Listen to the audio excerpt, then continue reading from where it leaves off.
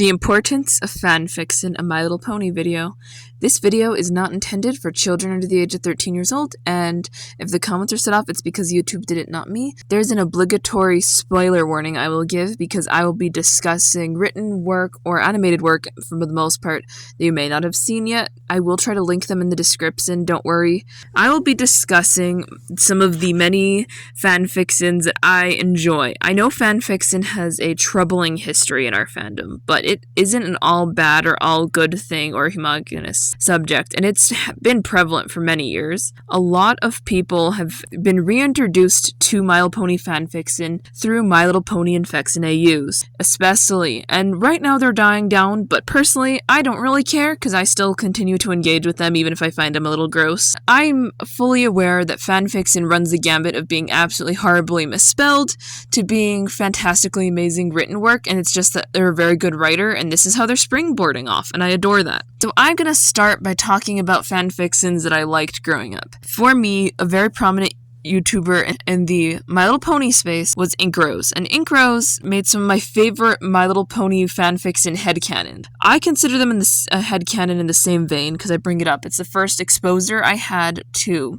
the concept of a headcanon or a fanfiction in any capacity, and she's just a very good writer in my opinion, even if she was young back then, and I feel like and I'm glad to see that she's still continuing to do work on her video game. I remember listening to her one about the Alicorn civilization and having that shape part of what I want Skyros to potentially be. The same about Discord's origin and Chrysalis's. Those three in particular were my favorites, but she had a lot of good stuff like the Timberwolves, which is one of her first videos. And I'm very happy to say that Ink Rose was part of one of the many fanfiction ones. Correct me if I'm wrong, but Dr. Wolf posted a fanfiction called The Keeper of Discord, and I'm pretty sure he's reading it for someone else in that video. I decided not to rewatch it, but I remember listening to that and being very engrossed because I also enjoyed the writing a lot, the concept of listening. It's kind of like a podcast, but like for a little girl who's waiting on a My Little Pony season.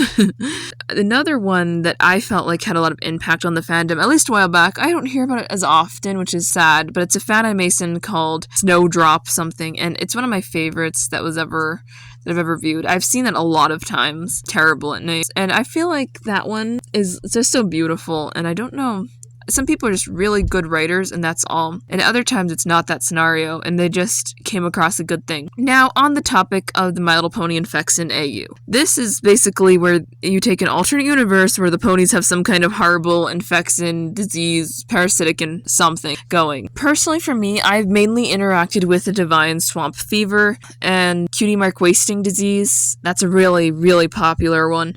And my personal favorite, which is the Immortality Disease. That one in particular, I've watched a 36-minute reading of it with art, and it was so good, and I'm very intrigued by it. Let's just say as I grow older, my attraction to the macabre has increased in fictional media, and I find it important that I think it's cool that people are willing to stretch their brains a little and come up with unique things from less unique things. There's also one horror AU that I'm following now where the person forgot ivermectin existed, but no tea.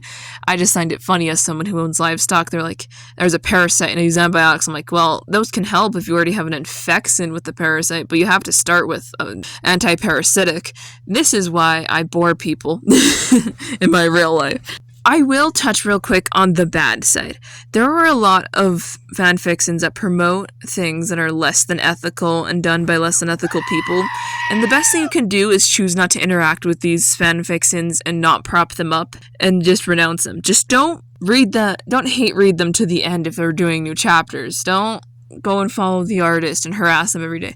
Make sure you just ignore it because you don't want them to go too far in the algorithms that exist in the world. And for me, I've encountered a lot of bad fanfiction, but personally a bad fanfiction is one that is it's bad on a moral level. It's not necessarily, I don't care if it's poorly written personally. I care that it promotes something positive for the world.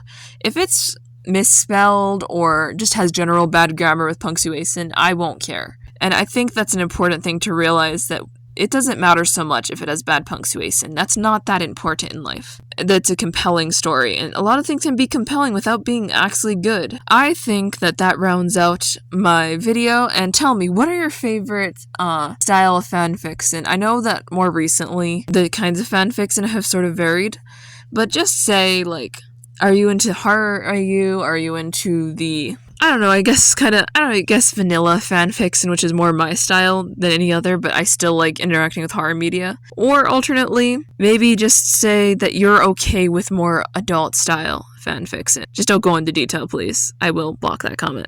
Like, comment, and subscribe if you enjoyed this video. I post My Little Pony content weekly. This has been Daisy Spines. See you next week.